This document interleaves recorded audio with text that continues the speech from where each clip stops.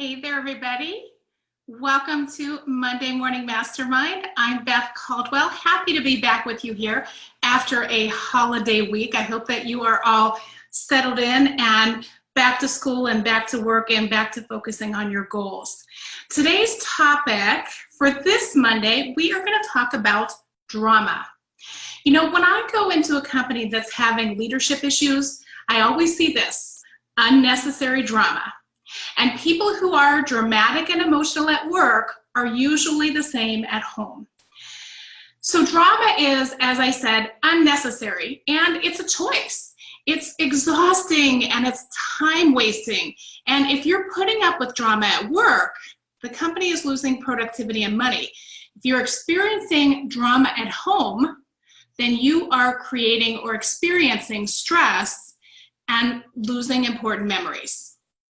So drama comes from two things. Number one, the need to control, the need to be in control. And number two, the fear of change. So women, we really love to be in control, don't we? And we really resist change. I mean, have you seen how upset some women get when their favorite cosmetic company changes their lipstick colors or their foundation formula? In coaching, we call that a first world problem. Okay, so if you're seeing a lot of drama in your life, here are 4 very quick tips for you to either change this habit yourself or to be a positive influence on the dramatic people in your world.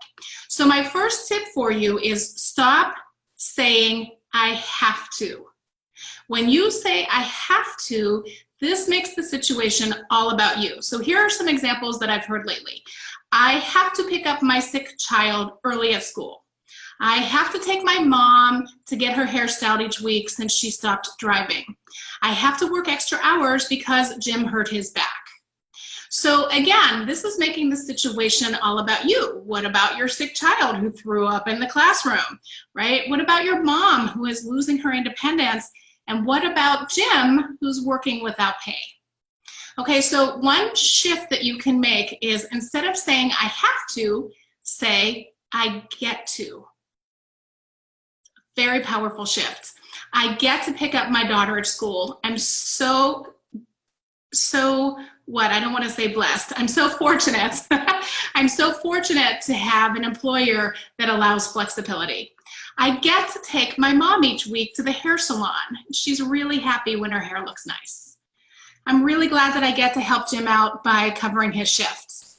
Now, this change in your thoughts puts you into a place of gratitude, and the drama is eliminated. Now, the stress is not eliminated, but the drama will definitely settle down. Okay, tip number 2 is stop thinking. So we talked about stop saying. Now I want you to stop thinking, I should, I didn't, I need to, I'm not, right? Instead of saying, I should get up earlier, I really need to get up earlier, say, I seem to be more tired than usual. Okay, how about, I did not prepare well for that meeting. Instead say, it's really not like me to let things go to the last minute like that. All right, I need to have more structure. I gotta have more structure. I need to be more organized, right? How about, things seem to be a little chaotic around here. Or, interesting, since I took on this promotion, my formerly very organized desk is extremely cluttered. So when you change the way you think, it really puts you out of that mode of complaining and into the mode of solutions. You see, when you say something like, oh boy, I'm super busy, or it's interesting that I'm usually prepared and today I'm not prepared, your brain then begins to think about solutions instead of focusing on the problems. Okay, tip number 3, stop apologizing, and for heaven's sakes, stop over-explaining, right? So imagine this, you know, everything goes wrong in the morning, the dog got loose and the kids are late for school, and you wind up late to the first meeting of the day.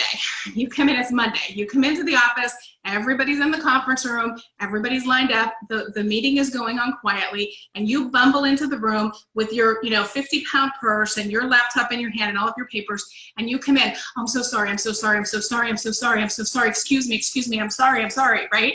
Oh, there was traffic, and oh, the dentist was running late, and oh, the kids and the dog, right? That's just all drama. And you've taken that room that was effectively and efficiently running, and you've just put all that energy in there and made it completely upside down. So when you come into a meeting late, as we do, because we have a lot of demands on our time, right? You come in quietly, you nod at the person who's running the meeting, and there's just no drama at all, okay? So stop apologizing and stop over-explaining, okay? We hate it when people do that to us, so just pay attention. All right, so tip number 4, and maybe the most important tip for me to give you today, is take good care of yourself.